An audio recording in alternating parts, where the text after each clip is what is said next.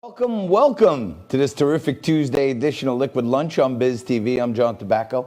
We're coming to you live from the Corona Bunker Studios in my house in Staten Island, New York, as we do every single day from noon to 2 live. Thank you for tuning in, as you do every day. Lots of great news on this terrific Tuesday about all the great things happening around Liquid Lunch. And lots of great things happening in your portfolio if you've been following Liquid Lunch and some of the things that I talk about just about every day, like Bitcoin. I weighed in yesterday and said if Bitcoin got through 10,300, it could go as high as 15,000. But I do want to take a little walk down memory lane and go back a few weeks ago when I was talking about what could happen to Bitcoin. And if you're following me, and if you're paying attention, if you're educating yourself, and you haven't got into Bitcoin, you may want to take a second look. But here's what I said about Bitcoin just a couple weeks back. Bitcoin is in the same place. I talk to you about it all the time. I think it's a great flight to safety asset. It's a great alt asset. It's something you should consider having in your portfolio. At 9,100, it's in a very, very tricky place.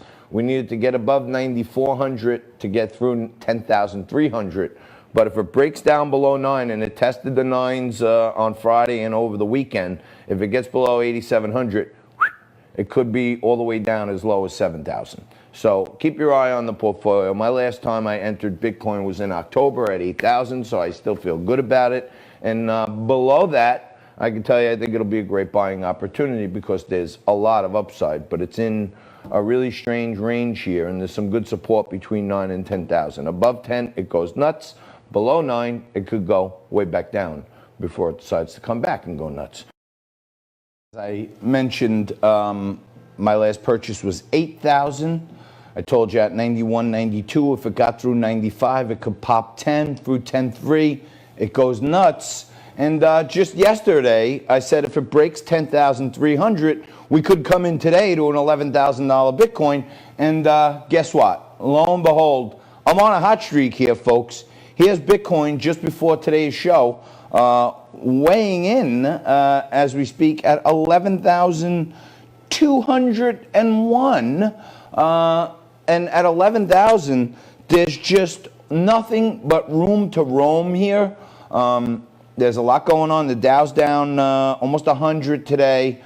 There's another stimulus bill coming out, and these stimulus bills, which we'll talk about a little later on with Jonathan Bell, who'll join us in just a few minutes, it's going to cut unemployment. There is some talk about limiting liability for business owners, which is a little confusing. So that's why we'll bring on one of the best experts around, Jonathan Bell, here.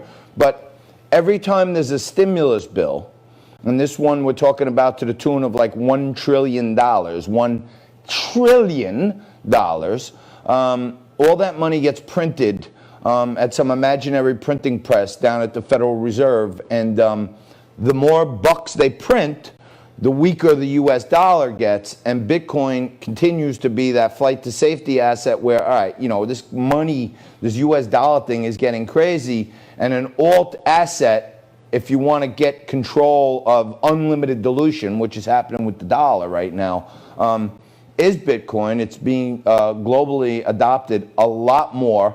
And as we come in the hour, it's at 11,200. And quite frankly, I think you could see 15,000 on Bitcoin by the end of the summer. So anybody out there who's looking for a 30 to 40% gain in the short term, want to add a little in their portfolio, feel free to do some homework. If you're confused, you want a little friendly help, feel free to reach out. I can give you some of my opinion on what's happening. I'm not a financial advisor, but I will continue to tell you and beat the drum that you should be looking at it, educating yourself on it. And Bitcoin right now on a rocket shot, just like this show. We're going to take a quick break, and we're going to come back with Jonathan Bell, founder of the Bell Law Group. He's going to break down all the craziness in this next stimulus package. Quick break, more Liquid Lunch right after this.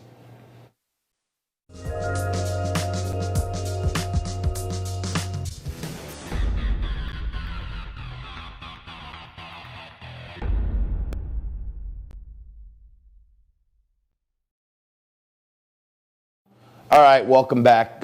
Just kicking it through a terrific Tuesday, and no matter what day it is, and we have this guy on, it's a terrific day, but it is Terrific Tuesday, so we bring on my favorite legal scholar. Jonathan Bell's with us. He's a labor and employment attorney. He's the founder of the Bell Law Group. And JB, I don't know. I called on you because I don't know how to break this down exactly. The big news is the Senate Republicans are taking up debate on their bill, the next stimulus package. I agree we need some more stimulus to keep the country going, keep people hurt. But one of the sticking points is this employee or commercial indemnification, that they don't want people who get COVID to be able to sue businesses. And this has got to be like a panacea for you, because there's, lawsuits on both sides. If you're representing businesses, or if you're representing employees. Break this down for us. What is happening here, Jay? So, John, in all honesty, they're making really a big deal about nothing. So what they're doing is they're trying to prevent lawsuits against employers or schools or healthcare providers for COVID-related exposure. But in reality, since March, there's been, listen to this, 3,727 lawsuits filed, but only 185 of them, or less than 5%, had to do with personal injury matters related to this category. I know, John, me and you discussed many times in the past how difficult it would be to establish that someone got COVID-19 from one particular place versus the other. So lawyers really aren't picking up on this, unless you're talking about, the nursing homes. Over there might be more lawsuits because those individuals basically stay put. They're not leaving. They have to be protected.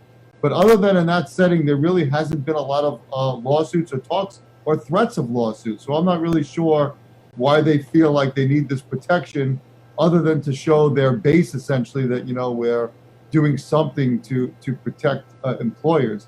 So essentially what it does, John, instead of having the regular negligence standard, it increases that standard. A plaintiff suing for injury has to show gross negligence, which is like an impossible standard. And in my opinion, John, it's sending the wrong message, because what does that mean? As an employer, I could be negligent and not have to worry about a lawsuit because they won't be able to show gross negligence. Well, I think it misses the mark, John. Yeah, all right. Well, this is why, first of all, could you sit back a little bit, because the lower third is covering your mouth, and you look fantastic, so I don't want you covered. But the thing that's bothering me about this is the federal government, and I'm sure state governments, are going to have some guidelines out as things reopen, right?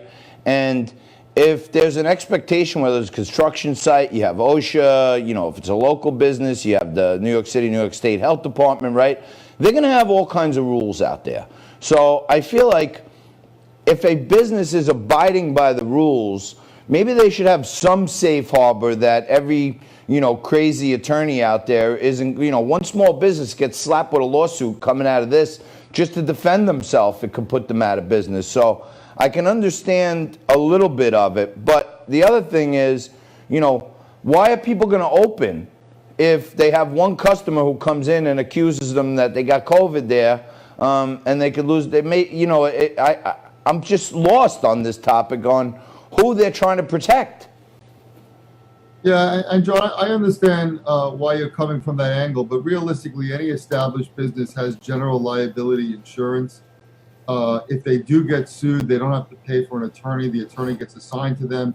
And even if there's a settlement, it normally comes out of those proceeds. It's very rare to have employers be self-insured. And in reality, just and I know that you know this, when you file a lawsuit, it's like, filing a lawsuit and all of a sudden it means money for the plaintiff, the attorney, and for everybody. You have to prove fault. You have to prove negligence. And that's the reason why, like I said, 185 claims nationwide since March. So these threats of lawsuits don't really exist. I think this is just more, for again, just to get the word out, exposure, showing that they're fighting for the everyday businessman. But in reality, I think it's just not worth it. It's not a big issue. I don't think again, other than the nursing home lawyers, who are going to probably rightfully so in some cases, maybe not rightfully so in other cases, go after the nursing homes, depending upon their level of negligence, who lost, these individuals lost their lives, people lost family members. Other than that sector, I don't really see a big, a lot of lawsuits. As a customer, me, you, we go everywhere. It's if I got sick today, I would have no idea where I got it from. Well, I could tell you this. I was just had a meeting this morning with a friend of mine who is, getting processed for a government contract to engage in this contact tracing program that they have. And they're actually hiring people in call centers to get on the phone and call people who had tests, positive or negative. And then part of the process is to ask them, hey, where have you been in the last week? Do you remember who you've been with?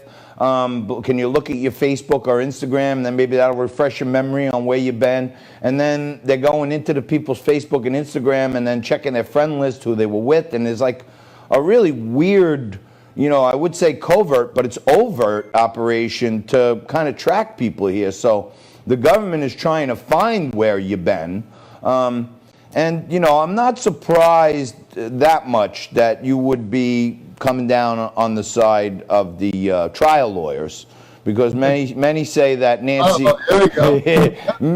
many people say that the reason Nancy Pelosi is fighting so hard for this is because she gets a bulk of her money from the very powerful trial lawyers lobby, and the trial lawyers want the doors to be open to bring lawsuits against everyone. Your stats, I appreciate them, and you're always on the money, so it looks like right now they're laying off, but if there's nothing in place, it's not you, and it's not, it's like bad cops. There's only a small percentage of bad lawyers, but I could see, these horrible class action guys out there literally advertising to bring lawsuits against people. I feel like there should be some happy medium that companies know maybe they can buy an indemnity policy from the government that gives them some secondary coverage if their general liability doesn't cover a big case or something. Yeah, I mean, people like me and you, we can't get bought. If I find that there's something against what the trial lawyers are trying to do, I'm the first to say it. I think that's why we have the mutual respect for each other that we do.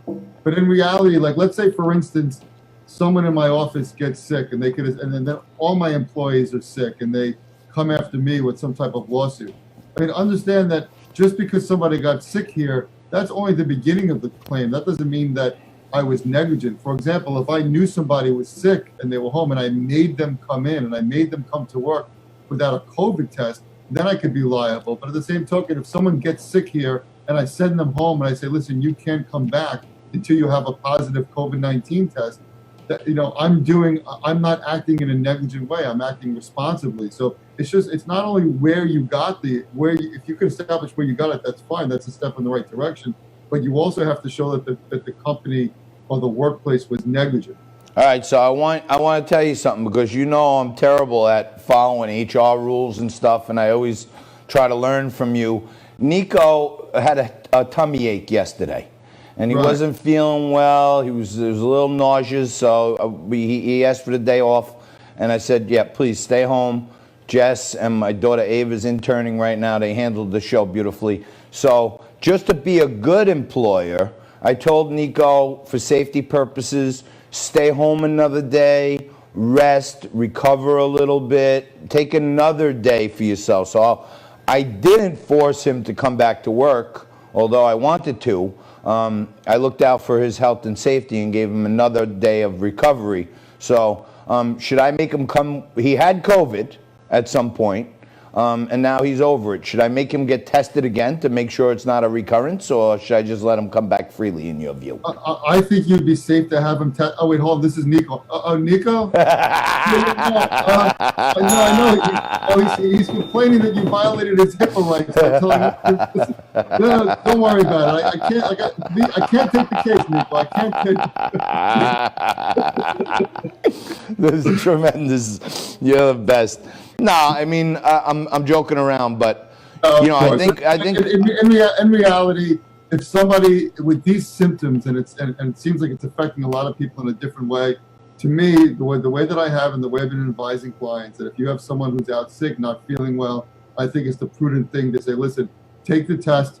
If it takes you an hour or 2 hours to do it, I'll pay you for that time. If there's a copay, let me know. I'll reimburse you for the copay. But I got to see a negative test before you come back. If you do something like that, then even if somebody gets sick at your workplace, you're going to be covered. You've taken your reasonable steps. Got it. All right. Well, that's why we bring this guy on. Not only is he a great attorney, not only is the Bell Law Group one of the best law firms around if you got, labor or employment issues, but he's also pretty funny, the guy. You know what I mean? He sets up his own gags and everything. You got to love him. JB, thanks for doing some emergency duty with us at the last minute. But this topic, I wanted to try to break it down, and you made a lot of sense of it for me. Thank you. As always, John, thanks a lot for always having me on and thinking of me. I'm always available to you guys, 100%. That's my man. That's Jonathan Bell from the Bell Law Group. We'll take a quick break. We're going to come back with some more cool, refreshing liquid lunch just for you on this terrific Tuesday.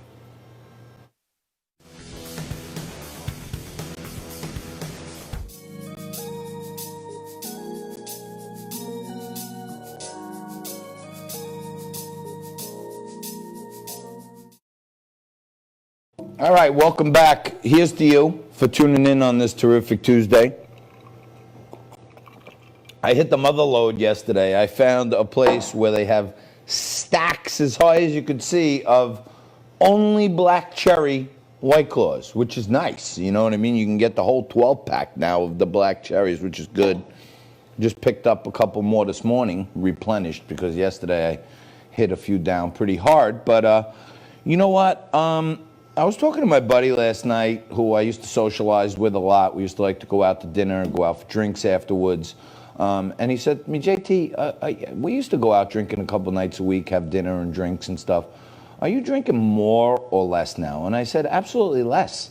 I'm not like a big home drinker. Like, I don't come home at night and then pour myself a big glass of bourbon. Now that it's hot out, I've been drinking a few White Claws. Of course, every day on Liquid Lunch, I have a few cocktails. That's kind of part of the gag here. But, a lot of people seem to be drinking more.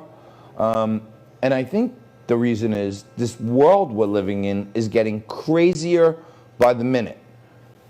Right next door in the Garden State in New Jersey, I'm going to go on a crazy rant right now because I can't take this crap anymore. Okay? Right next door in the state of New Jersey, casinos can be open. People can go in casinos and they can play cards and they can bet and gamble as long as you have a little plastic screen up in front of you, okay? But a gym who put all their equipment out in the parking lot, it's an open air gym, can't be open. These guys from Attila's Gym in New Jersey, in Bryn Mawr, New Jersey, in Belmar, New Jersey, have been fighting the government in the state of New Jersey, like, why can't we be open? We can be safe, we have insurance, we're doing it outdoors, okay? I talked to you last week about these homeowners in St. Louis who were besieged by rioters and protesters. They broke down the gate, broke into their yard. These people came out with licensed guns. Some crazy prosecutor in St. Louis actually confiscated their guns and arrested them and charged them for menacing the protesters, okay? We have protests going on in blue states and blue cities all around the country. No one's getting arrested. Bill Barr is testifying before the House Judiciary Committee today on policies of the federal government protecting federal landmarks and stuff, okay? And the liberal mayors have basically instructed their police forces to stand down. Alexandria Ocasio-Cortez is out there saying, defund the police. Oh, you defunded them $1 billion. That's not enough. Prosecutors, like here in New York City, Cyrus Vance, probably one of the most corrupt DA's offices with, fraud, all kinds of bad stuff goes on in this DA's office. And the rioters and the protesters who are hitting cops off the head with bricks, they're not getting prosecuted, okay? But the gym owners in New Jersey were arrested yesterday for obstruction and violating the order of the governor. They were actually arrested. So protesters, not arrested. Business owners trying to fight for their life, arrested, okay? And, I've been through the whole thing with the food family, the Eskimo pie, the Land O'Lakes, all this other stuff. This is gone. Uncle Ben, Aunt Jemima, the food family is getting decimated like most families did from COVID. Our food family is getting destroyed by the minute, okay? Mr. Softy had to change his song. I mean, I can go on and on. But here's where I really need a drink, okay? Mayor Warren Wilhelm a.k.a. Bill de Blasio. His real name is Warren Wilhelm. I say this every day, but for new viewers who are watching, Bill de Blasio's real name is Warren Wilhelm. Bill de Blasio is a fake name. It's a name he made up for himself, okay? It's not his name. He's our mayor. He's a clown. He's a progressive as they get. He's an admitted progressive. He told us that right off the bat coming into this thing. But he announced yesterday that he pledged to re-examine the official seal of New York City over its depiction of a Native American in a loincloth and an early settler holding a rope with a loop on the end. Okay? Now let's take a look at that. Jess, we got a picture of this is the New York City seal. Okay, I blew it up a little bit. Now, Mayor de Blasio, Mayor Wilhelm, I should say, says this is the kind of thing a commission should look carefully at and decide if it still makes sense in the 21st century. So we're taking a look at the seal and wondering how relevant it is these days. Leave it up, Jess. The rope the settler holds is identified as an old tool called a plummet. This is something that you drop in the water to see how deep the water is somewhere. It's not a noose. It's not in a NASCAR garage. It's a plummet, okay? And de Blasio says, look, I mean, it says 1625 right there on it. It's 2020. It's a different time. We should think about all our symbols, and I think that's a healthy thing to do. Now, you're actually saying, if you look at this and you understand art, I like art. I like to understand art. You got the eagle up there. That's a symbol of America, liberty, freedom, okay? You have a Dutch settler there, obviously, who's a sailor, and he has a tool they use to measure the water. And then right there, like hand in hand, behind the same shield, is an indigenous Indian, obviously. He has his bow. He looks like he's in a very positive position of strength. There's a windmill on there. And I don't see anything there that's offensive. I mean, maybe they're going to put this Indian in a nursing home.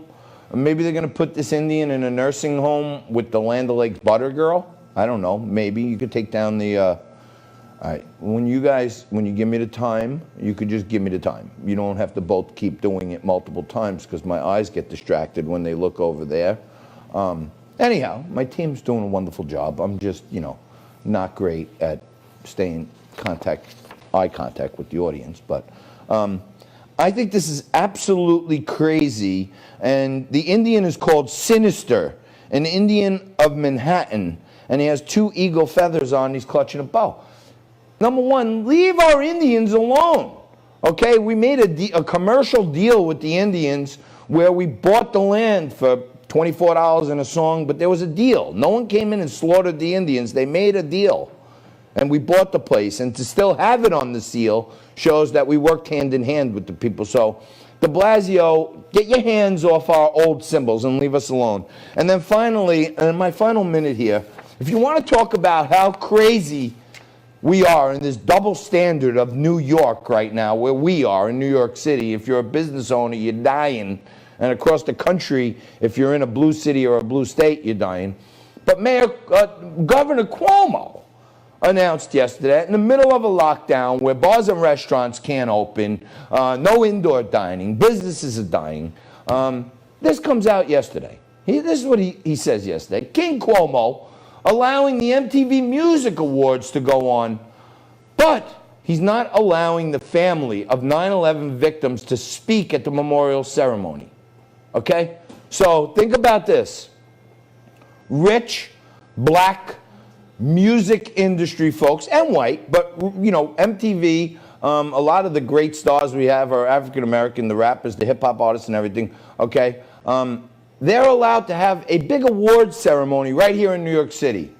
But the thousands of people that died on 9/11 from a terrorist attack can't have their families get together and speak on their behalf, which has become a tradition of 9/11.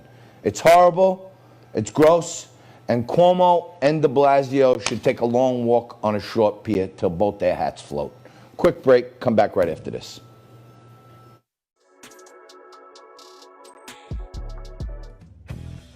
more Liquid Lunch, head over to YouTube, do a search for Liquid Lunch TV, and hit that subscribe button.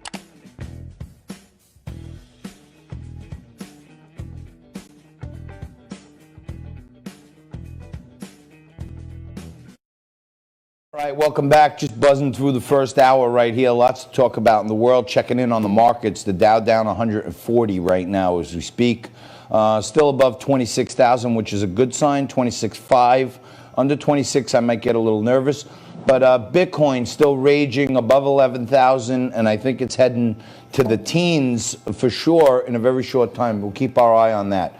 Now, I have been saying for a while on the show that I almost feel like these protests, which were supposed to be about George Floyd, have turned into a whole nother thing. Black Lives Matter, the organization, is really a front for a Marxist group. And I don't know if you know this, but the African American community accounts for about 14% of the vote in America, and the Latino vote is about 18%. And we've been talking about this for a while, how many of these Latino people came here legally. They worked their butts off to get here. They have a tight nuclear family. They work hard. They send money back to their families where they came from sometimes. But they're more conservative than anyone realizes. And back in 2019, when we were in a normal universe, my good friend and regular Rich Valdez was on, and he was talking about how the Democrats don't really care about the Latino vote. Take a look at this. Floating around that Trump is really doing some real groundwork in the Hispanic community. 18% of the United States population is Hispanic. So I think it's interesting that the Trump campaign is putting that focus there because it's a really big chunk of political real estate, if you will. Now, compared to New York, where we are right now, and as you mentioned, AOC's district, with AOC, that district is 50% Hispanic. 50% of the voters are Hispanic. So with that being said, there's a lot of focus on reaching out to Hispanic voters, and it's a message that's important because so many Hispanic voters tend to be very culturally conservative. So Rich was right on top of things back in October, talking about how the Hispanic vote was really with Trump. And now news out that the Joe Biden campaign, his Florida campaign, is suppressing the Hispanic vote. 90 people on his staff in Florida have signed a letter talking about this. And to break it down even more, the host of the This Is America podcast, my good friend Rich Valdez, is here to break it down for us. Rich, what the heck is happening here? So, John Tobacco, it seems that the Democrats think that Latinos are for sale. Let me be the first to tell them, Latinos are not for sale. Hispanics are not up for political prostitution. It really isn't the case. The problem that they face is this. There are generations and generations of people, irrespective of race, that have been conditioned into voting Democrat, whether it's the blue-collar vote and they're kind of shackled through a union, whether it's a teachers union or other unions, or just traditional Democrat voters. But the thing with Hispanics, with Latinos in particular, is they're always evolving, right? There are new ones that are coming in. There are second generation, third generation that are removed from being immigrants, like their grandparents were immigrants, and they realize, you know what, I want to have a business. I don't like paying a lot of taxes. And when that becomes the case, you have a really tough sell when the Democrats are pushing almost full-throated socialism on top of everyone. Yeah, and Rich, this article goes on to talk about how, and I know this hits home especially with you, a handful of organizers were transferred from a heavily Puerto Rican part of the state to counties with a small percentage of Hispanics, and 4 of 5 Spanish-speaking organizers along the I-4 corridor in Central Florida were moved to North Florida, where there's a lot less Spanish-speaking Latinos. So is Biden's team actually trying to not remind Puerto Rican and Latino voters to get out there, or is it much worse than that? Well, I think it's twofold. Number one is that I think the Biden team is realizing that there are a lot of displaced Puerto Ricans from Hurricane Maria that are in Florida, in Orlando, in Central Florida, and in Southern Florida. And now that they're here on the mainland, they're realizing, you know what? Trump wasn't so bad. I don't know why these people are trashing Trump as much as they do, because they truly have seen corrupt government in Puerto Rico. The mayor of San Juan, perfect example. So when people have seen true corruption and then they see what President Trump does, they realize, you know what? you can try to fool me, but you can't. That's number one. Number two, I think the Biden campaign is working very diligently to stay away from those Puerto Ricans that they realize, you know what, these guys are going to end up voting for Trump, or they're disaffected. They're not with the Democrats. So stay away from them. And you've got Puerto Ricans that are on staff with the Biden team saying, you know what, this isn't right. So, I'm just thinking about grassroots organizing. I've run for some, local offices and stuff. They're taking the folks that are on their team that speak Spanish and would typically go into the Latino communities and remind people, hey, you got to get out and vote. Here's what you need to know about Joe Biden. And to me, they're taking those resources and they're putting them in areas where they don't need them. So it's almost like they don't want to remind the Latino community that the election's coming up. Or I don't know if it's something more sinister than that. Well, I think, again, a little bit of each, right? So I think, number one, you're spot on. They don't want to remind these people and say, hey, look, you know what? While social media and the left within the media will try and tell you that Donald J. Trump, El Trompito, Donaldus Magnus, has a wicked jump shot when he throws paper towels, and that is the end of the conversation. But so many Puerto Ricans realize Trump wasn't our problem when this hurricane happened. So I think, yes, they don't want them to remember. And number two, a big part of it is they don't care. They just honestly don't care about the Latino vote because why? It's never been super reliable. They can count on 2/3 of it, 60%. I think as long as they feel like they can get that margin, they don't care to grow it. It's not really about the people. It's all about the numbers. So tell me, because you're part of the community. You're a proud part of the community. I mean, you're American, but you respect your heritage a lot.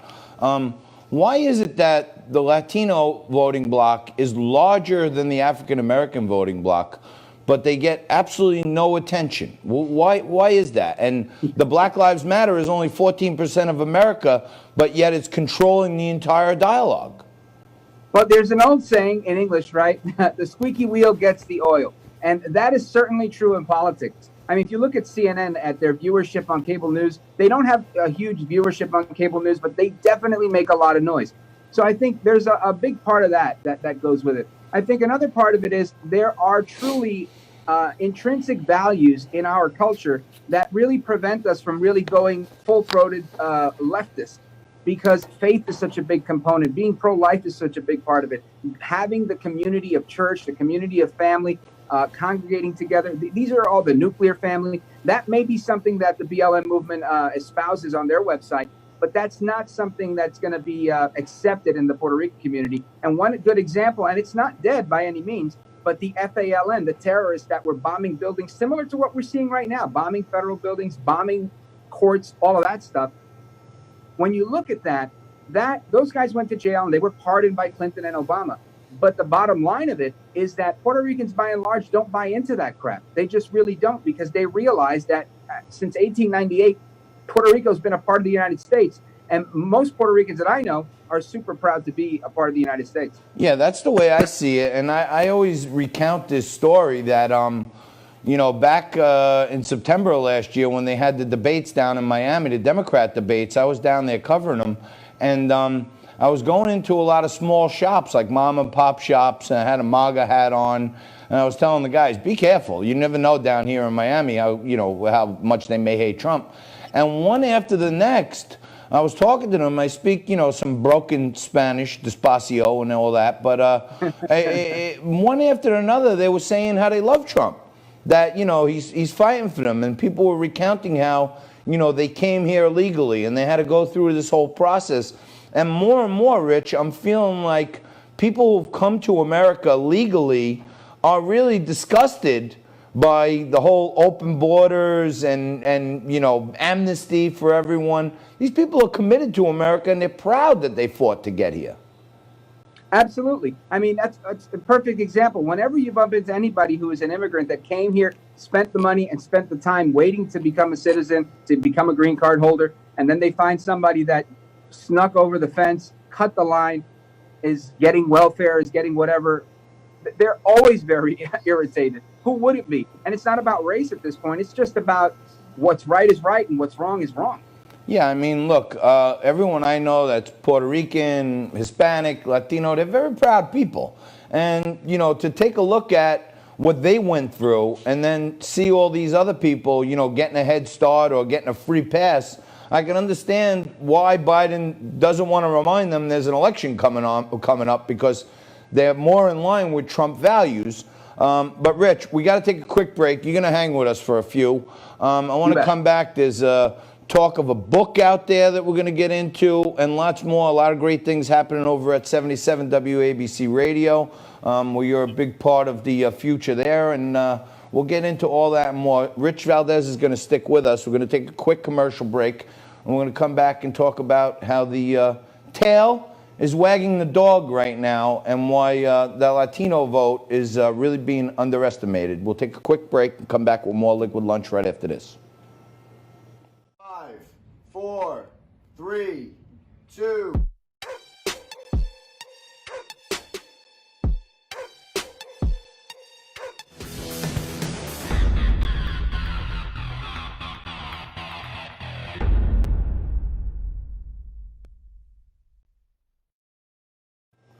All right, welcome back. We're just breezing through the first hour here. Lucky enough to get a double dose of my good friend Rich Valdez. Rich Valdez is the host of the This Is America podcast. You got to check it out, because this guy knows America from, you know, the other side of the fence.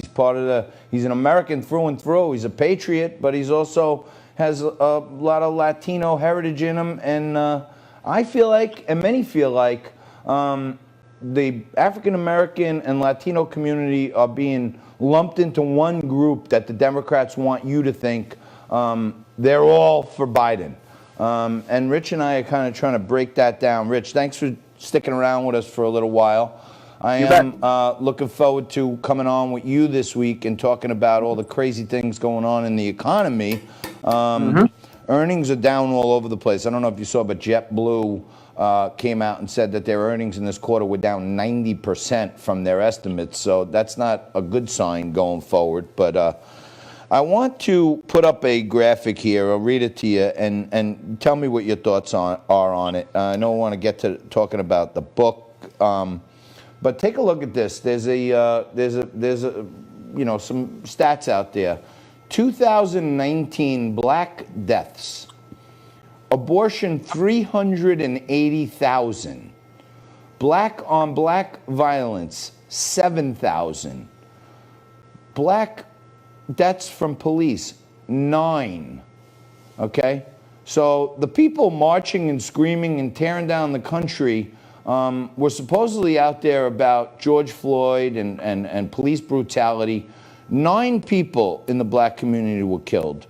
380,000 lives were terminated by abortion, and 7,000 lives were terminated through black-on-black violence.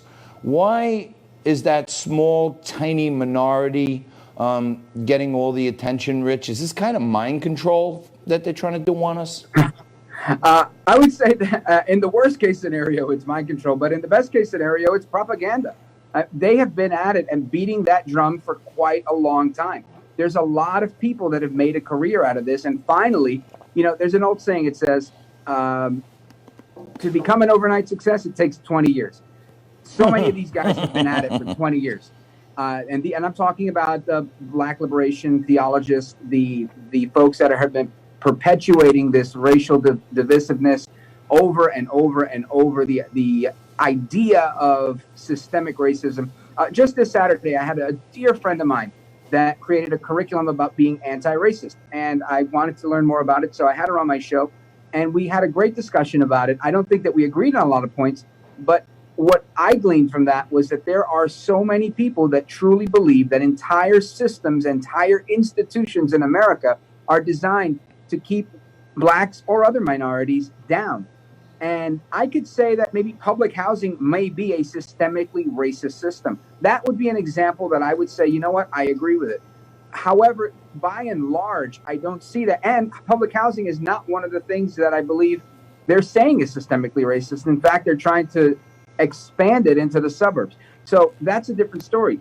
To me, racism is a condition of the heart. It's another form of hatred. And they perpetuate that by these teachings to continue to just split and split and split people. It's all about divide and conquer. And Rich, for the most part, the bigger metropolitan areas in our country tend to be dominated by progressive mayors and progressive governors, right?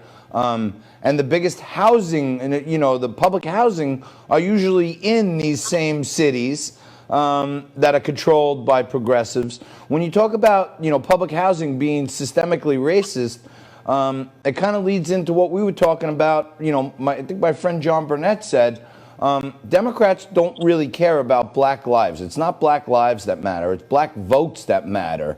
And it just seems like the same democratic principles are being foisted upon the minority community. And every 4 years they come around and tell them, look what we're doing for you. And all they want is their vote. And they're not doing anything to improve their condition.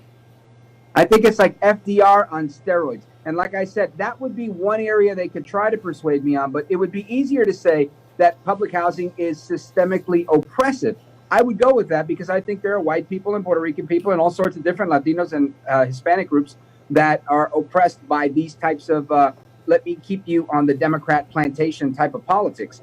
And to me, that's more oppression than racism. And I don't think they do it because of race. I think they do it because of undereducation and people not knowing better because they've been subjected to generation after generation of living on that Democrat plantation. It's kind of like modern day slavery perpetuated by the Democrat Party. Yeah, I don't understand how Joe Biden can get up there and talk about how he's going to change the culture of our country when he's been in a leadership position for 44 years and we're in, pretty much the same place. I mean, there have been advances, the Civil Rights Act, the 13th Amendment, the 14th Amendment. Most of these things were voted on by a majority of Republicans with opposition from the Democrats. But somewhere in there, they flipped the script, and Democrats are telling minority communities that they're there for them. They were against them all this time.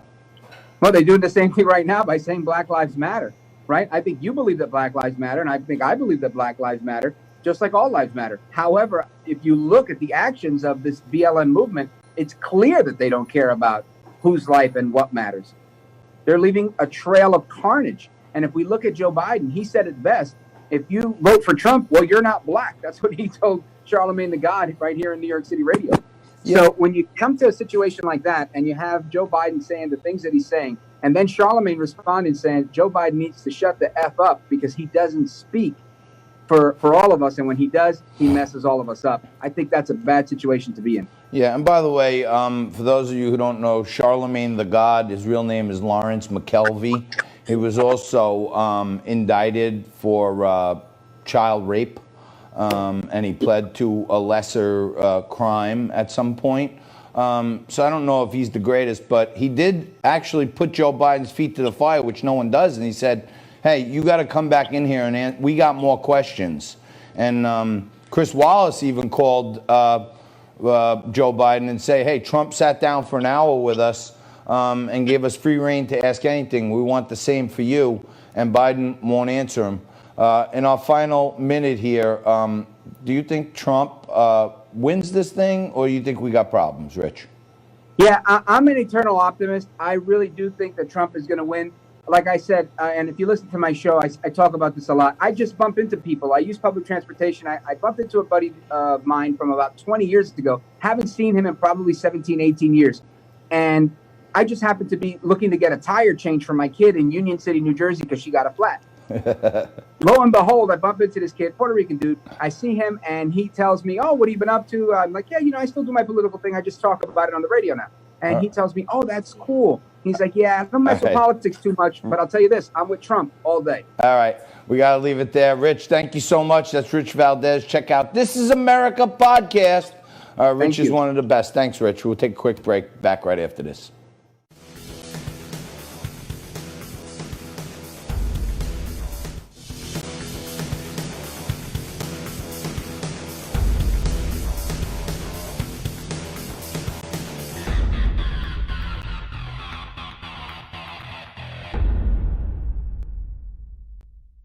Back. We're just kicking off hour two here of a terrific Tuesday Liquid Lunch. I'm John Tobacco. We're coming to you live from the Corona Bunker Studios. You're watching us today on Biz TV all across the country. going to 44 million homes, streaming and otherwise. And some of you are watching us on Facebook, YouTube, Instagram, Twitter. And I have the team doing a top-down analysis of our social media views and stuff.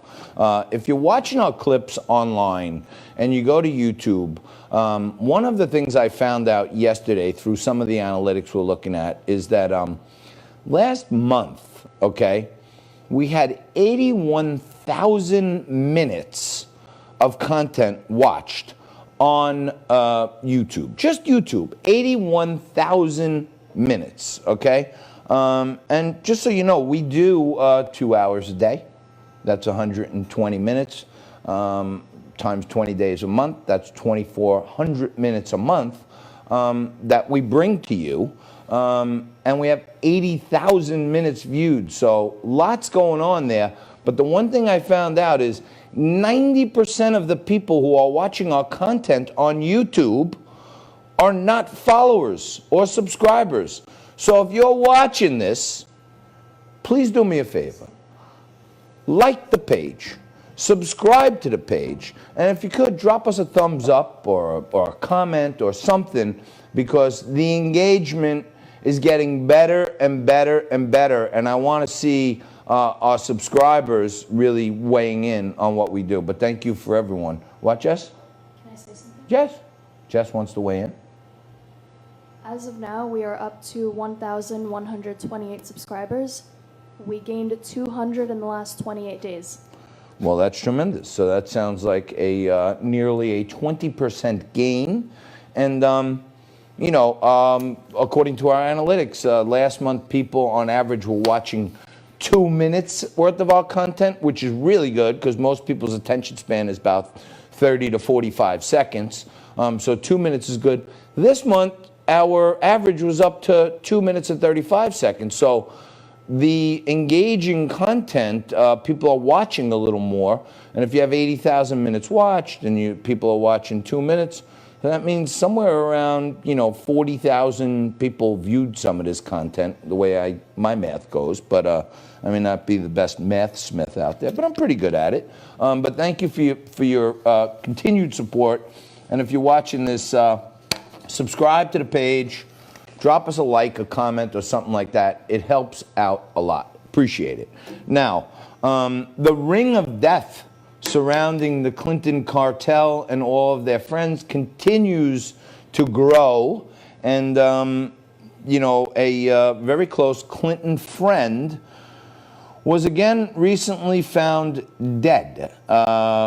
Let's see, Steve Bing, close Clinton friend and associate of Jeffrey Epstein, 55-year-old billionaire, close associate, Clinton mega donor, found dead after falling from the 27th floor of his luxury apartment building in Los Angeles around 1 p.m. on June 22nd. So let me just break this down for you quick, okay? Jeffrey Epstein gets caught, finally gets brought to justice, and he disappears. Supposedly hung himself. I do not believe he killed himself, okay? Who's next? His banker from Deutsche Bank just coincidentally commits suicide also. They found him dead, fell off something, suspicious circumstances. Now, Steve Bing, who's another part of the posse, he's found himself dead. The judge who was looking into the Deutsche Bank case and connections to Epstein, her son gets shot and killed. The ring of death around Jeffrey Epstein and the Clinton cartel continues to grow, and no one asks questions except us. So I'm going to keep asking questions, and hopefully one of these days we'll get you some answers. Answers to many of the crazy questions in life will come your way right after this with more Liquid Lunch.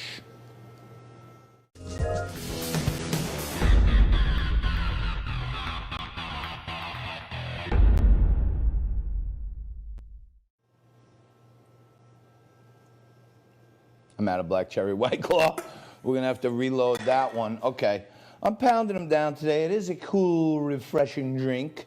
And I I continue to be baffled and confused and trying to find something out there that makes sense to me on this whole Pizzagate, Pedogate, Podestagate, Clintongate, all this stuff, right? All these people die of mysterious circumstances, people disappear.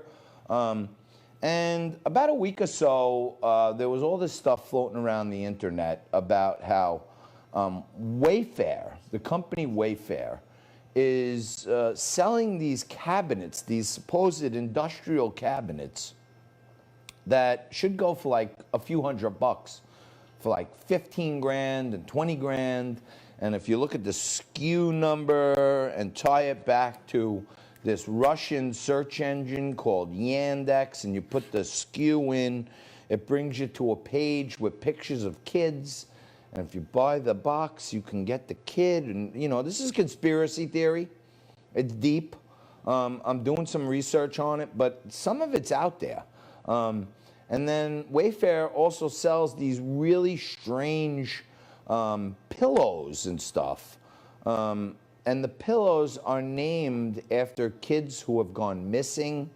I don't know. I can't level it out in my brain, but there's some really weird crap going on around Wayfair, and if there's a connection, and I'm breaking it down. Okay, you be the judge, but there's a lot of info out there that if you're daring enough to actually start Googling this stuff and putting it in the search engine, you're kind of going to find stuff that is a little scary, if you ask me, okay? So along those lines, now we know there's a conspiracy theory out there about companies about, selling these cabinets that for 15 grand that look like they're a few hundred, and these pillows for 10 and 12,000. I don't shop on Wayfair. As I've mentioned to you, I work for Overstock.com in different capacities, many different capacities over the year.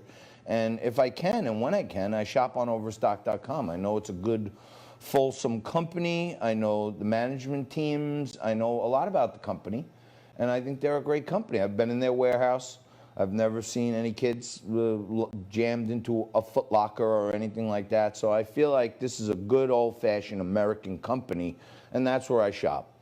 Strangely enough, since I've been talking about Wayfair, and by the way, Wayfair loses like $1 billion a year. So what does that mean? To beat their competition, they sell almost everything on their site at a loss just to pick up market share. And you would think, well, somewhere in there they got to be making money. How do they stay in business?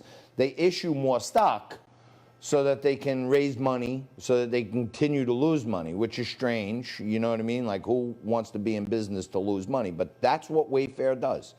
All they do is lose money. They've never made money, ever, in the history of the company, but yet the stock is $200. As we come into the hour, get through the first hour here, I've also been talking to you about Overstock.com. Stock is $60 as we speak, and if you ever wanted to compare a couple of companies, take a look at Overstock.com, that at one point in their recent history had like 2 years straight of profits, went through a little tough time in the last 12 months or so because they're really innovating, spending money to get into a new business in the T0 division that's focused on cryptocurrencies and trading of security tokens, not cryptocurrencies, security tokens. They built this beautiful ecosystem, which is the future, okay? And the stock is really reflecting that. But on the e-commerce side, they're killing it, as far as I could see, which many of the e-commerce companies are. And, reporting this week are all the FANGs, the Facebooks, the Apples, Netflix, Google, all these FANG stocks. As I talk about Wayfair on my show, strangely enough, in my Facebook feed and my Instagram feed, I'm starting to get advertisements from Wayfair. And I don't shop on Wayfair. I don't even click on Wayfair when I see it because I don't want anything to do with Wayfair, okay? But for some reason, this came across my feed yesterday, And I was like, oh my God, in the middle of everything that's going on, this is a product that Wayfair thought I should know about because they made sure it made its way into my feed. And when I'm just note to Wayfair, okay, in the middle of this conspiracy theory firestorm out there of you guys somehow or another being connected to this global sex trafficking ring of little kids, pedophiles, you might want to lay off the advertisement for mini fridges because, you know, it looks like, you know, maybe you can keep a little dead body kind of cold in one of these mini fridges. So maybe the big foot lockers with the pillows got like too much publicity, so they are shying away from that. But these days, Wayfair's coming at you with mini fridges, so for whatever that means, okay?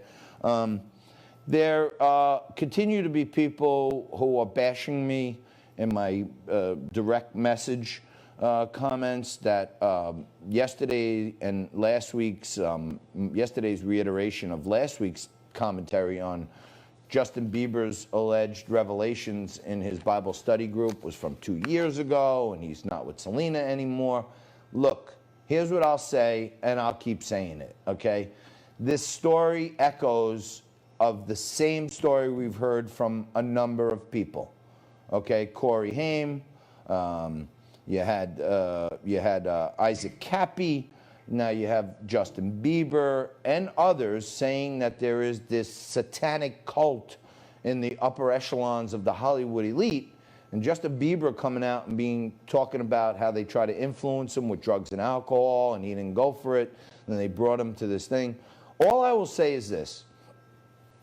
I am going to keep talking about it on this show until someone proves to me that it's not true. And if Justin Bieber is out there, and I'm sure he's not watching Liquid Lunch, but maybe we should tag him on some stuff and say this. You know what? If Justin Bieber sees this whole story, this elaborate story, how he was brought into a room with people in masks who were drinking blood and there was a dead baby in the room, if this is false, then it's pretty libelous, whoever wrote it and said that you said it. So you would think an army of lawyers can go out there and get someone to take a post down, because Facebook takes down posts all the time for no reason. So if Justin Bieber didn't like what was being said in that post, I would imagine he can get it down, boom, like that. Now there are other conspiracy theories that Justin Bieber does a live, and people ask him in his live stream if he's ever, been part of it or this or that, and he is reluctant to speak of it. But they say, hey, if you ever did this or if you ever saw that, touch your hat, and then he touches his hat. So there is mounting, let's call it collateral evidence that Justin Bieber has some information on this. Now, I can understand why maybe he doesn't want to come out and go to the authorities and give people up, because Isaac Cappy, dead. Jeffrey Epstein, dead. Ghislaine Maxwell didn't kill herself, but I'm sure she's probably close to dead. Steve Bing, a very close associate, mega donor to the Clintons, good buddies with Jeffrey Epstein, dead. The judge overseeing the Deutsche Bank Jeffrey Epstein connections case, her son is dead. Her husband is in a hospital with near fatal gunshot wounds. Okay, so I can understand why Justin Bieber, if he knows something, doesn't want to come out. But in the same token, if it affected your life that much, if you got big faster than the establishment could control, God bless you. Thank God for you. But to sit back and say nothing, if you know that there are a group of people who are literally sacrificing children for their own whacked out cult views, and you're not saying anything about it, well then shame on you. And I think you're a great artist. I think you're a great person. I'm glad you found God. But you know what? If you know something, say something. And I think you'd probably be looked on a lot more favorably by the man upstairs if you were one of the people who helped put an end to one of the worst things happening in our world today, which is human trafficking, and to take advantage of kids and kill them and sexually abuse them, and for your own vanity. It's absolutely disgusting. We'll take a quick break. More Liquid Lunch right after this.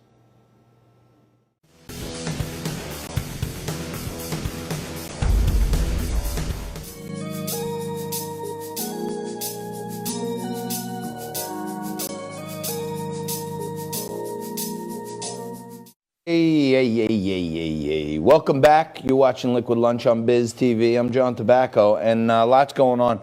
Bitcoin did just break below 11,000. It's at 10,900, so I'm keeping my eye on that. Sometimes when they have stocks and other assets, when the technicals, when they break through a whole bunch of different places, they run out of gas a little bit. They need to breathe. They pull back a little bit, and then boom, pop again. And I'm telling you, I think this thing lives in the teens very shortly. And, I'm all over it. I think it's a great asset to have a little piece of it in your portfolio. Now, with the left wing continuing to control the dialogue on the mainstream media, we continue to hear about cases, and there's 4 million cases, and there's more cases than ever, and all this other crap, right? I want you to take a look at this chart to give you a handle on what we're really dealing with here in America. I want you to take a look at this chart that someone sent me. This is representative of the whole country, okay? And it's an illustration. Green is the total tests in the United States, okay? Blue is the total cases, okay? And red is the total deaths. Gray is the total amount of people. So, each dot represents 100,000 people, okay? Now, look at all the gray dots. That's the whole country. So all those people are COVID-free as far as we know, okay? Now, compare that to the blue dots. The green dots are positive cases. These are people that, I'm sorry, hold on. The green is total tests, okay? So out of all those tests, 42 some odd million, what does that number say, Jess? I can't even see it. Tests. 47 million. 47 million tests. So let's call it 50 million round, okay? That's 1/6 of America has been tested. 4.7 million cases, which is like 1.5% of all of America. And 147,000 deaths attributed to COVID. Okay, so 147,000 is like, 350 million, 10% is 35 million, 1% is 3.5 million, 0.1% is 350. That's 0.1%, spot 0.005, which means the survival rate right now in America is 99.95, okay? Not 0.5%, okay? 0.1% is the amount of deaths that we've had from COVID. So put that up one more time. Just take a look at this, and if you want, screenshot it, fact check it. These are the U.S. COVID numbers, okay? Crazy, 47 million tests, 4.7 million cases, 150,000 deaths, and I'm rounding the numbers. But look at the swath of America that has not been become a positive case or died. Okay, it's 99.5% of America is alive. So even the people who had the cases, they're surviving at a ridiculous rate. But yet we're closing down cities. Small businesses are dying. They can't breathe. Okay? My good friend Fog City Midge Vandenberg is going to be on with us tomorrow. She's down in Washington, D.C. right now covering a conference of all kinds of doctors and medical professionals who are debunking a lot of the crap out there. And Midge is going to bring us up to speed on what real live doctors are saying about how the media and the establishment are really framing the dialogue. And I think For those of you who don't agree with me, I don't know, tune out. Or if you're watching and you do agree with me and you're watching on YouTube, do me a favor, subscribe to the page. And if you're watching some content and you think it's good, drop us a little comment, good job, or click me a little thumbs up or something. I really would like if more people can give us some thumbs ups. Those are important, the thumbs up, like, hey, that's all. You know, if you're watching on Facebook, hit us with a thumbs up every so often, a heart, a face, a smiley. The more interactions, the better for us. Because I don't know if you noticed, but all of these platforms are controlled by AI, robotic algorithms, and they tend to share up your content more when they see more people are engaged in your content. We're doing good with a community, but to break out of that community, we need to show more interactions, we need to show more subscribers, more followers. My good buddy Mikey Saul, who's probably one of the best investor trader trainers out there on the planet, understands how all this social media works as good as anybody. Emailed me last night, said, John, what you're doing great, but what you got to do is you got to remind people to subscribe to your page, because that means a lot. And you got to remind them, you know, if they like what they're seeing, to hit a thumbs up. And if you don't like what you're seeing, hit a thumbs down. And what I'm starting to do is I'm trying to look at the analytics of the guests I have on the show that you guys like, the ones that get the most view, the ones that get the most interactions, the one that get the most comments. And I'm trying to bring you the guests that you tend to be more engaged with. And I'm going to get better at that. The team's doing a great job. Everyone's working on it day and night. But I can tell you this. We are getting fed a big bowl of porridge turd. Not the porridge like Goldilocks got. I'm talking about a bowl of turd from the mainstream media when they keep telling us how we got a lockdown. You know, I went out this morning and I had to go to my bank, and I went to the bank because I lost my debit card, okay? And I went to my branch of the bank, and I went in and said, hey, I lost my debit card, I need a new debit card. And what do they say? Okay, we'll have it for you in 2 weeks. I'm like, what? What are you talking about, 2 weeks? I can't go to the ATM? What are you talking about? Our credit card machine is broke. So you got to go to another branch. Theirs works down there a few miles away. So I went down to that one. I get to the bank, and there's a big sign on the door. You may not come in with without a mask. So I got to walk back to my car because I forgot my mask, because I'm not buying into this bowl of turd. And I put my mask on, you know, and then they come and they unlock the door and they let you in, and there's a glass shield and there's another glass shield behind it. But I reported, you know, a couple of months back that part of what's happening in this COVID is the government is engaging in a war on cash, because they don't want us to have actual Skadolskis like cashola, because that's not trackable. They don't know what we're doing with it. They don't like us to have cash. You know, there's a coin shortage out there where that's influencing people to use their debit cards because they can't get the change in the coins. So, oh, I don't have any change. Oh, then I'll use my debit card because I want my 75-cent change back. So there's a war on cash.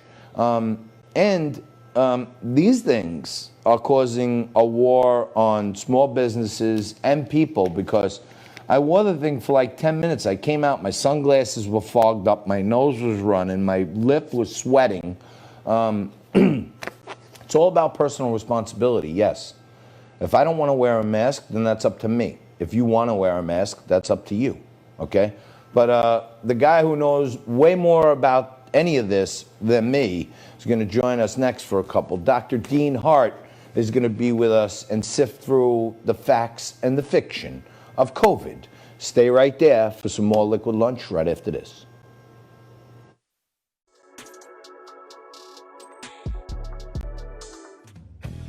For more Liquid Lunch, head over to YouTube, do a search for Liquid Lunch TV, and hit that subscribe button.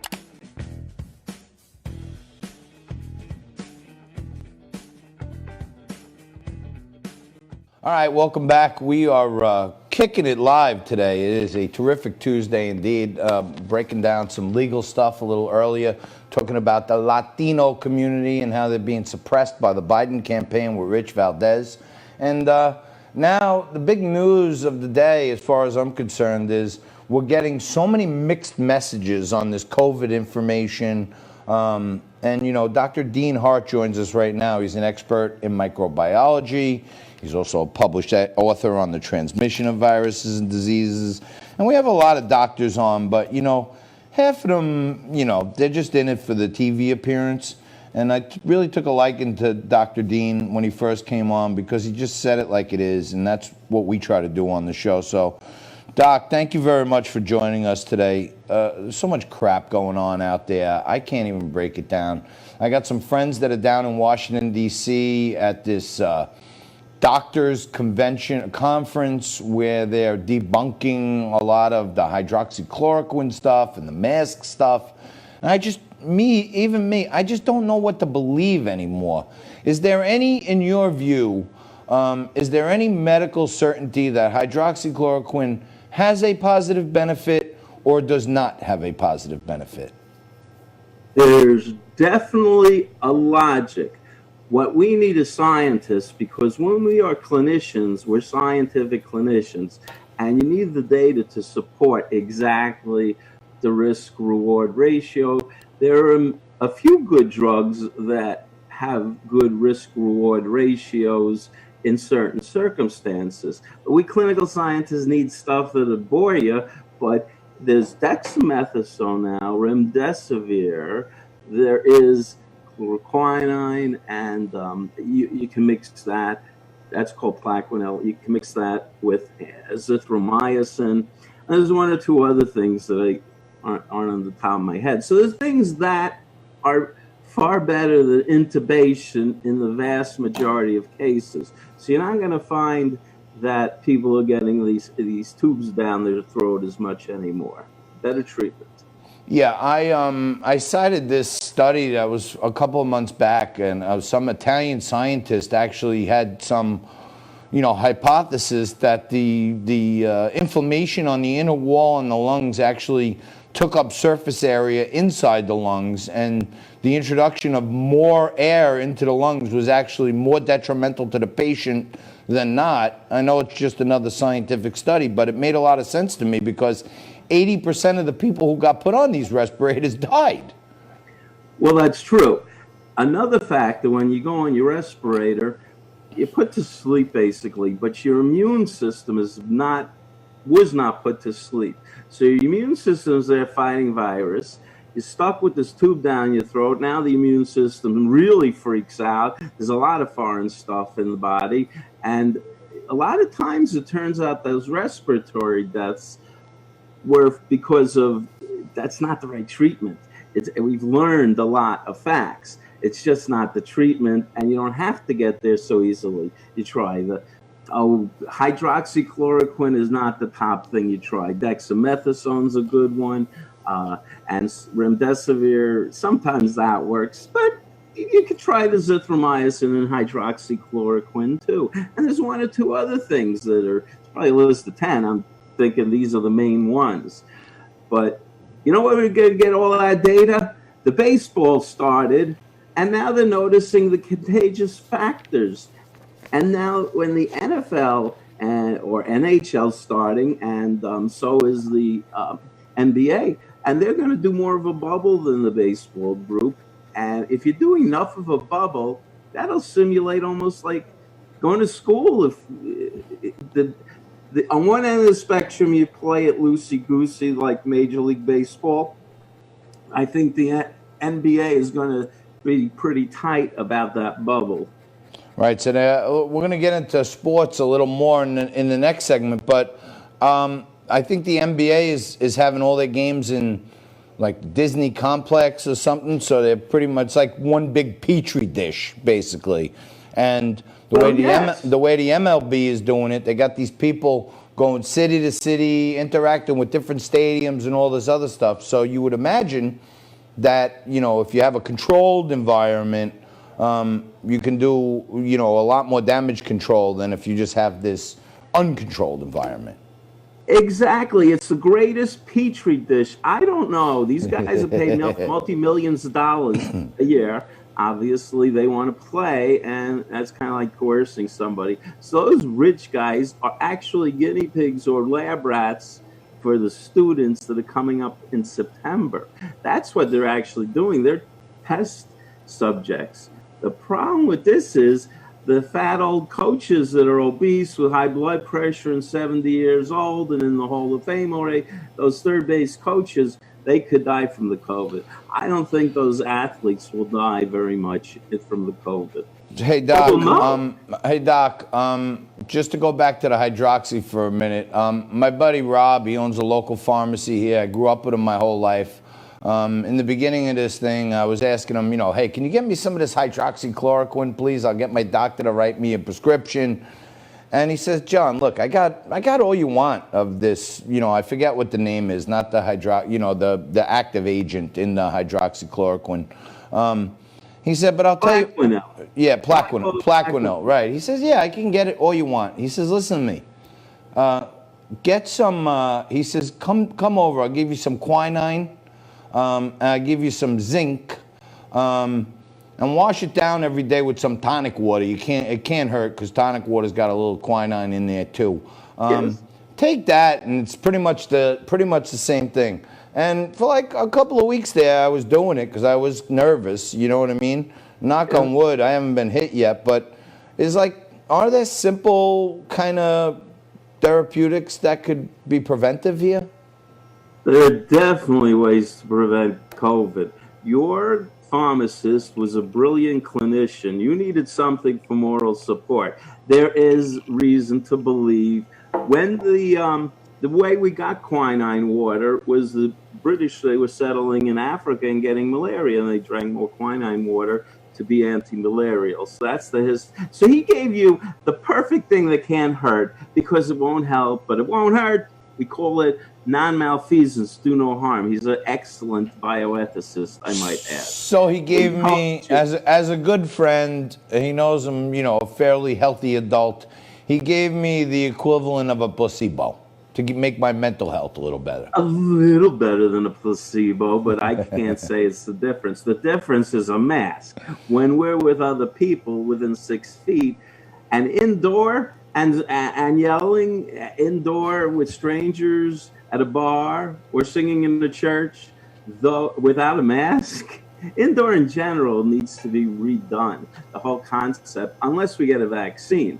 So yeah, your doctor, pharmacist, was actually bioethically perfect. It helps a little. It hurts not at all. It's not going to be the difference. Little zinc never killed anybody, right?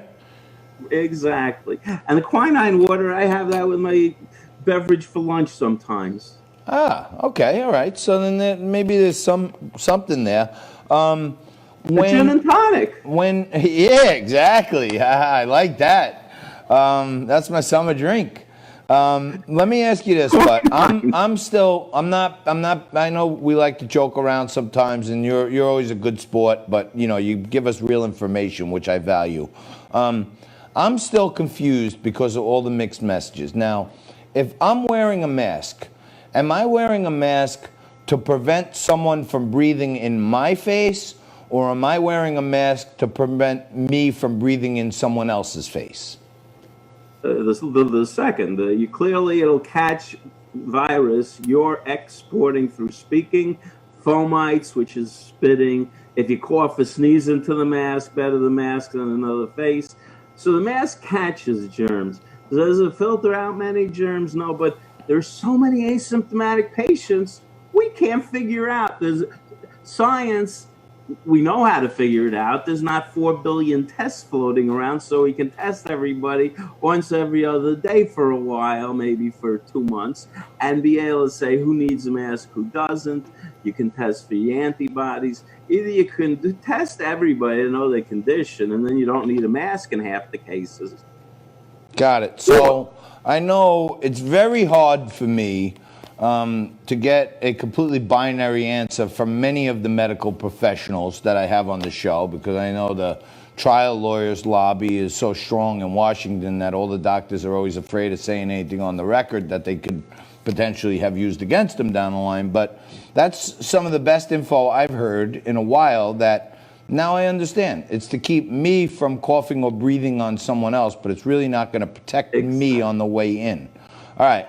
Very unlikely you're going to have such a sophisticated device. Now, medical workers will have a sophisticated device that is suction, a good N95, but N95. we're not going to have that. All right. Well, we're going to take a quick break, and we're going to come back and talk some sports, talk about the Yankee game getting canceled, and how this could be, to me, the end of baseball for this year. But Dr. Dean Hart sticks with us. We'll come back and wrap up Liquid Lunch right after this. Welcome back, folks. I've been taking my makeup off every day with the coronavirus waves. I'm still corona free. You might be taking off. Well, that's because that's not a fake thing. That's a real thing.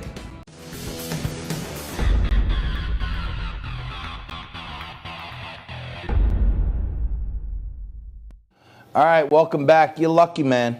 Okay, Nico's off. He's not feeling well today, so I had to help the team get some guests. And double time from Rich Valdez today, and also Dr. Dean Hart, two of the best out there.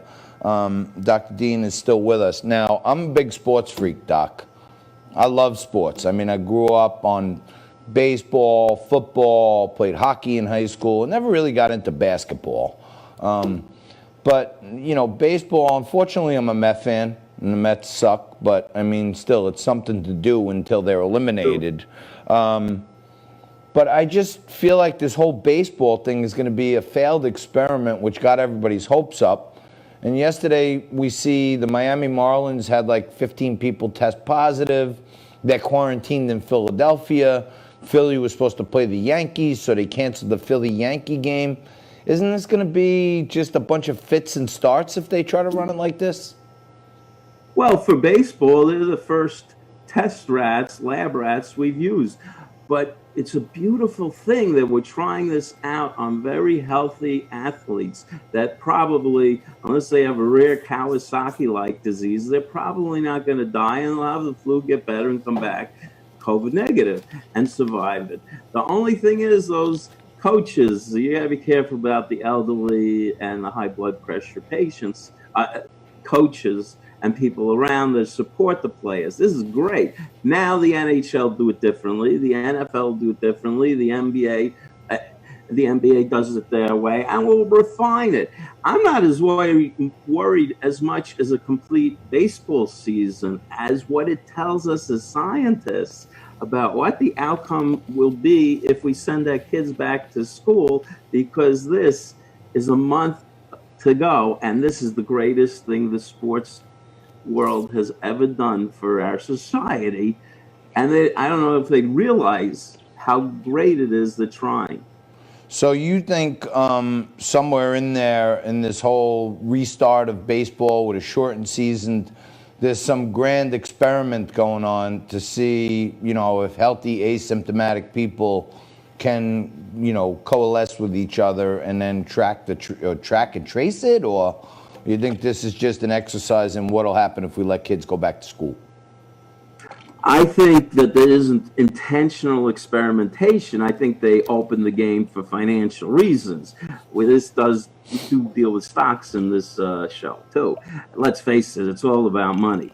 But these are super athletes. Who better to be tested and become also, on the side, such a great microbiological experiment? Can we control people playing and doing things, and how much do we have to do it? If we have to restart the baseball game, that's not fun, but it's better if you wait a week and then continue. I want to know the information because society will benefit, and I want to watch sports because I love watching sports. But they're doing two things at once, which is great. All right. Well, look, we got to leave it there. That's Dr. Dean Hart. He's one of the best in the business. He knows about all this microbiology and transmission of viruses and disease. And all right, my friend, polish off that whistle, pig. I appreciate you doing a little double duty for us, and we're going to need you again soon because there's a lot of info out there, and you're great at breaking it down. Thanks a lot, Dean. I appreciate it. Hey, that's from Vermont. Yeah. All right. Good old Vermont. All right, my friend. Thank you, Dean. You're the bomb. He's out there in the Hamptons with all the cool people. He's a big doctor. But Dr. Dean Hart is a great cat. All right, we're wrapping up this terrific Tuesday edition. It is terrific, and it is Tuesday. And I pounded down a couple White Claws today while we were getting through the day.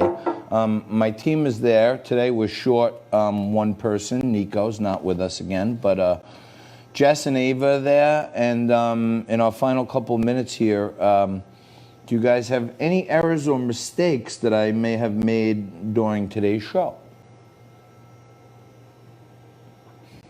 Once again, JT, you are error-free. Bing! Thank you very much. I can't believe it, guys. You know what it is? Jess and Ava don't want to be on camera, really. So rather than find mistakes, oh, Jess is okay. Ava's still a little camera shy. But, you know, I'll tell you what, I got some good-looking team over there, that's for sure. There's no other television shows that got those two ladies behind the scenes running things like this. That is for sure. I guess we're going to have to add back Nico tomorrow. I guess. I don't know. We'll see. We'll see how it goes. But he misses us. He was texting me from 7 o'clock in the morning, panicking.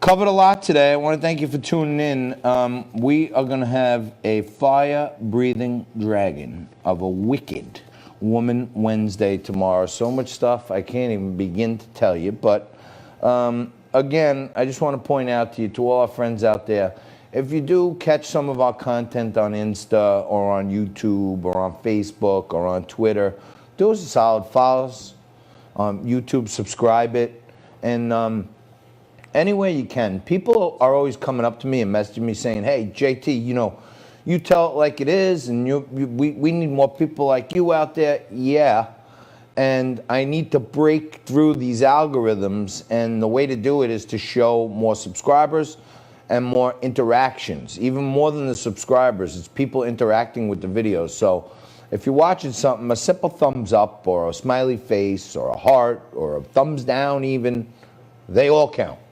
I do want to point out before we go that my good friend Nick Maynard obviously wasn't watching today, but tagged me on Facebook to talk about the ridiculousness of a governor who says that the MTV Music Awards can be held on 8/31, on August 31st, right here in New York City, so you can have hundreds of people in a room sitting next to each other, giving themselves some gratuitous awards for music videos.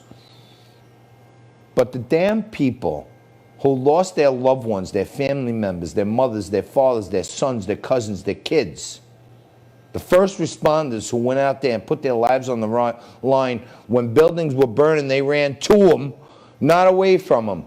And on 9/11, while we could have the Grammy Awards in New York for MTV, yay, on 9/11, we're not going to honor those people who perished in the worst terror attack on U.S. soil ever. De Blasio and Cuomo, you guys should rot in hell if you don't let these people's families go out there and express themselves. You really should. And I'm with you, Nick, and I'll be talking about it every day until they change their freaking minds. Hope you enjoyed your show today. I sure did. Thanks for being with us.